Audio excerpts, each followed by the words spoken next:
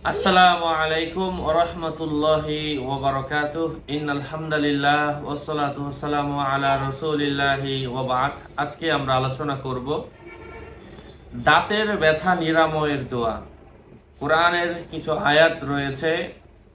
আল্লাহ পাক কোরআন থেকে এমন কিছু আয়াত নাজিল করেছেন, উলামায়ে কেরাম দিক নির্দেশনা দিয়েছেন, এই আয়াতগুলা পাঠ করলে আল্লাহ পাক দাঁতের ব্যথা কমায়া দিবেন, দাঁতের ব্যথা দূর করে দিবেন ইনশাআল্লাহ।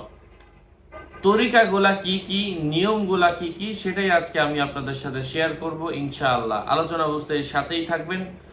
এখনো যারা চ্যানেলটি সাবস্ক্রাইব করেননি তারা অবশ্যই সাবস্ক্রাইব করতে ভুলবেন না। প্রত্যেক ভিডিওতেই বলি আমি, শুধু শুধু আমার নাম লিখে ফেসবুকে সার্চ করলে হাজার আইডি আসবে, আমার নাম ছবি থাকলে আমি না। প্রত্যেক ভিডিওতে সাবধান করি, ভেরিফাই চ্যানেলের ডেসক্রিপশন বক্সে ক্লিক করলেই আমার পেজ এবং আইডি আসবে। এটা ছাড়া আলাদা অন্য কোনো পেজ নেই, আইডি নেই, ইমো নেই, হোয়াটসঅ্যাপ নেই, টিকটক নেই। নাম ছবি দেখে বিভ্রান্ত হবেন না। সম্মানিত প্রিয় ভাই ও বন্ধুরা,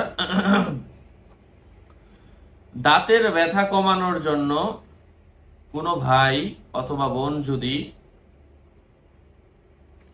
1 চামচ পরিমাণ অথবা ব্রাশের মধ্যে যতটুকু পেস্ট একবার দিয়ে আমরা ব্রাশ করি, ওই পেস্টের মধ্যে কোরআনের কয়েকটা আয়াত বলবো সূরাত আল মুরসালাত থেকে, এই আয়াতগুলা পাঠ করে ফু দেয়, অতঃপর ওইটা দিয়ে 1 থেকে 1.5 মিনিট দাঁত ব্রাশ করে তারপরে কুলকুচি করে ফেলে দিবে।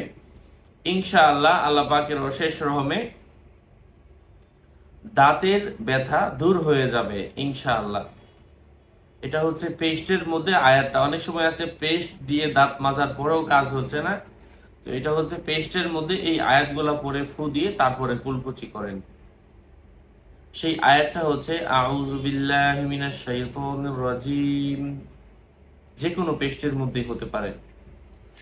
ওয়াল মুরসালাতি উরফা ফাল আসিফাতি আসফা ওয়ান নাশিরাতি নাশরা ফাল ফারিকাতি ফারকা ফাল মুলকিয়াতি যিকরা উযরান আও নুযরা ইন্নামা তুআদুনা লাওয়াকি'। আল্লাহ পাক আমাদেরকে এই আমলগুলো বেশি বেশি করার তৌফিক দান করেন, উক্ত ফজিলত লাভে ধন্য হবার তৌফিক দান করেন। আরো আপডেট পেতে সাথেই থাকবেন। সুস্থতা, দীর্ঘায়ু এবং মঙ্গল কামনা করে এখানেই শেষ করছি। যারা এই জাতীয় আমলের কিতাবগুলাও সংগ্রহ করতে চান, আমল দোয়া রুকাইয়া আমার ভিডিওতে যা যা আছে সেগুলা আমার সাথে যোগাযোগ করে নিয়ে নেবেন। 01908183699। আসসালামু আলাইকুম ওয়া রাহমাতুল্লাহি ওয়া বারাকাতুহু।